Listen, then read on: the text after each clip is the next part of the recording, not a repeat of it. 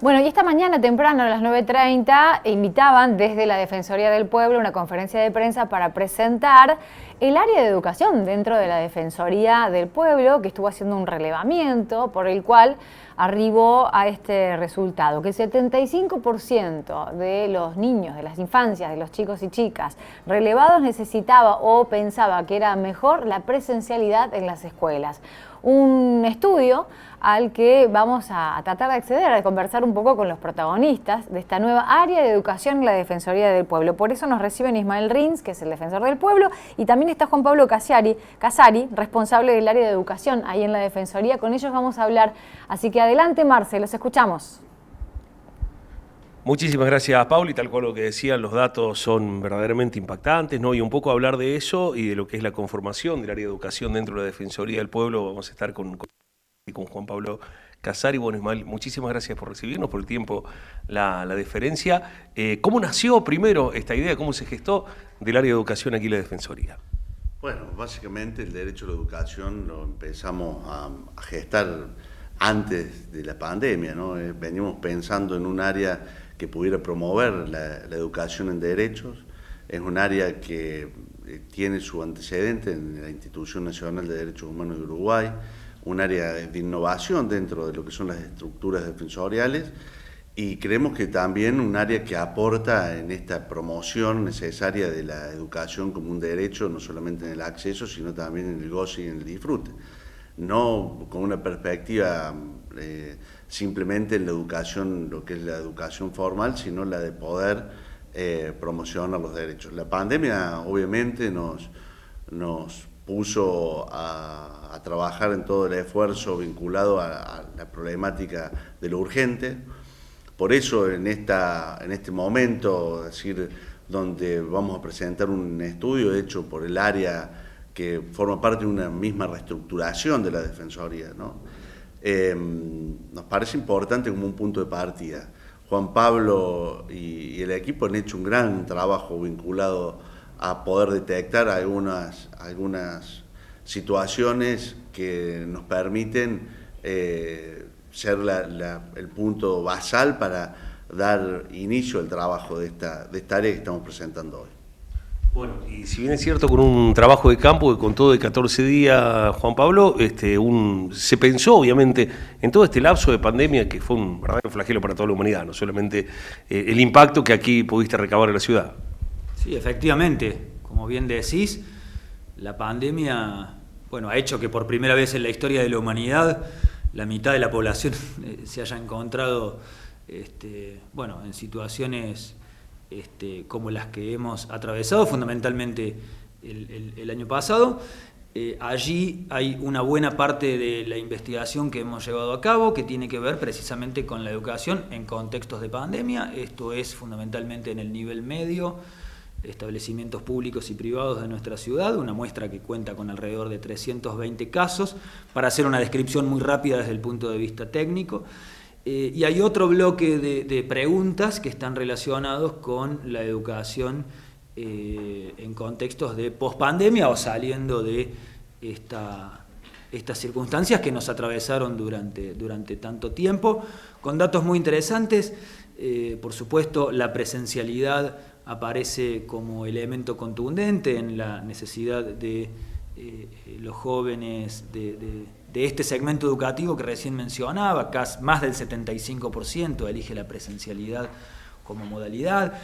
Por supuesto, hemos consultado también algunas cuestiones que tienen que ver con la accesibilidad, con el aprendizaje, con cómo ha resultado esa experiencia en términos de efectividad, en términos de cansancio, pero también hay otras preguntas que, por ejemplo, están relacionadas con la actividad de estos jóvenes fuera del horario escolar, con su autopercepción como estudiantes, con el diálogo en el entorno familiar, con contenidos que ellos consideran importantes, deben ser incorporados de manera curricular o extracurricular. Por ejemplo, allí la educación sexual integral aparece como uno de los reclamos más específicos y más notorios de este segmento de la población.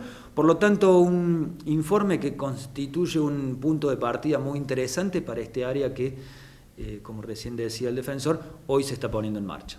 Bueno, ¿hay algún número que haya sorprendido, que los haya sorprendido? Mirá, desde el punto de vista de la sorpresa hay algunos elementos que sí, que pueden destacarse, por supuesto.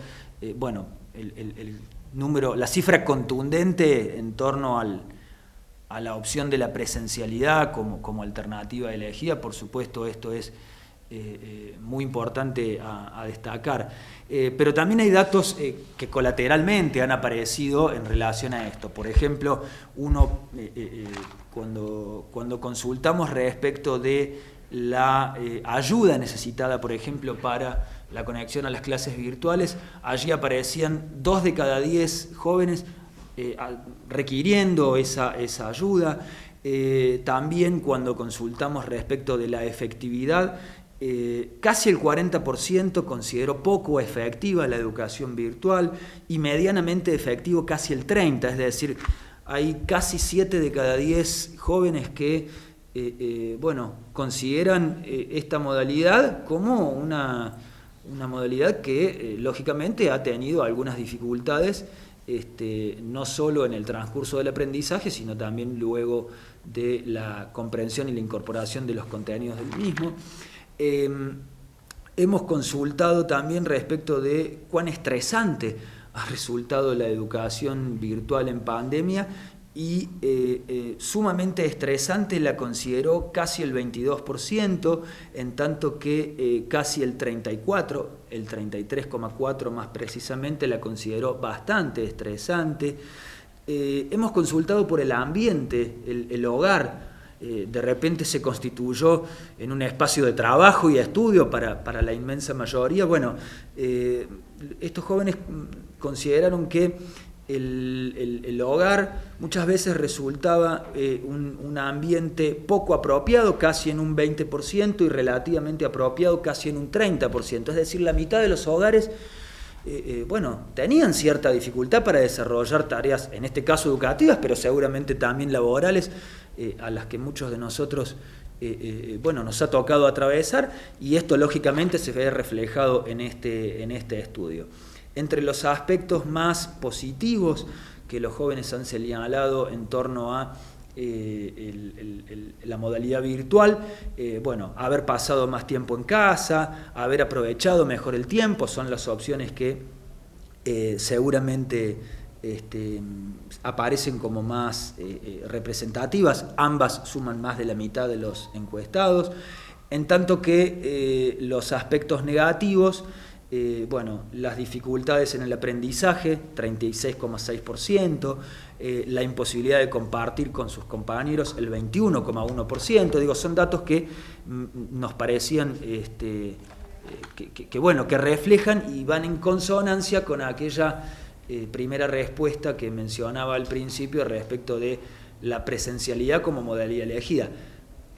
No es que el 25% restante prefería la virtualidad. Vale la pena mencionar que hay casi déjame decirlo con exactitud, Marcelo, tenemos el 14,2% que elegía la modalidad o la bimodalidad, es decir, virtualidad y presencialidad combinada. O sea, que entre el 90% sería entre el combinado y la presencialidad. Exactamente. Allí lo que se refleja es la necesidad de un vínculo pedagógico que se ve claramente reforzado en el trato personal, en el abordaje personal de la educación. Bueno, hay también una serie de elementos, por allí es medio tedioso aburrir con números, vamos a compartirles, por supuesto, este trabajo para que puedan profundizarlo cuando lo deseen, y desde ya obviamente esta investigación será puesta a disposición de todas las instituciones educativas de la ciudad que deseen conocer esta información, y me parece que es un buen punto de partida para diseñar y trazar algunas políticas públicas para los tiempos venideros, teniendo en cuenta nada más y nada menos que la opinión de los jóvenes, que sin lugar a dudas son el elemento más importante, el componente más importante de este sistema, ¿no? de la educación. Sí, Pauli, te escucho. Bueno, brevemente, antes de irnos a la pausa, preguntarles primero por la metodología del relevamiento, cuándo fue hecho y sobre la base de qué seleccionaron las instituciones o los alumnos, qué rango etario abarcaron para las consultas. Me pareció muy destacable un dato que aportaba Juan Pablo Casari, que es que una de las inquietudes que destacan los estudiantes es la implementación de la ESI en las escuelas. Esto es una demanda por parte de los chicos. Me gustaría que hagan una línea sobre eso. Pero preguntemos primero por la metodología y después por una, no sé si están escuchando ellos, si tienen algún monitor cerca, pero si no, por favor, trasladáselas vos. Dale, no están escuchando, pero bueno, se lo trasladamos.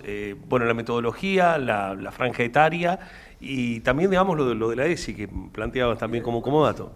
Sí, metodológicamente hay 320 casos distribuidos en una decena de establecimientos de nivel medio, públicos y privados, por supuesto segmentados en función de la edad y el género de los consultados. Esto para lograr la representatividad necesaria. ¿Fue en septiembre ahora? El trabajo de campo sí, efectivamente, en septiembre. Recién salíamos de la bimodalidad como experiencia educativa. En el caso puntual que hacías referencia, déjame mencionarle primero a Paula allí en el estudio, que también hemos consultado por la valoración de la educación como herramienta de formación y fundamentalmente de acceso al trabajo. Una de las preguntas, por ejemplo, fue si tuvieses que elegir una de las razones por las que estudias, ¿cuál elegirías?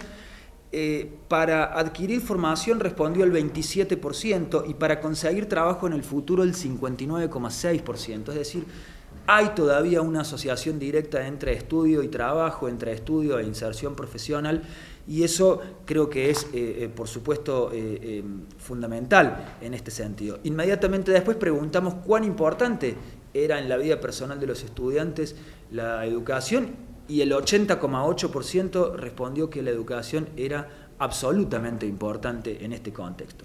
Cuando desagregamos alguna información respecto de los contenidos, que sería interesante recibir más información de la que actualmente se recibe, la educación sexual integral fue respondida por el 36,3%, el medio ambiente el 14,5%, la salud personal el 19,2%, el 12,6% eligió temáticas vinculadas a las adicciones, y ligadas a las adicciones, y el 9,5% ligadas al bullying, que es una problemática que lógicamente sigue apareciendo entre las más respondidas.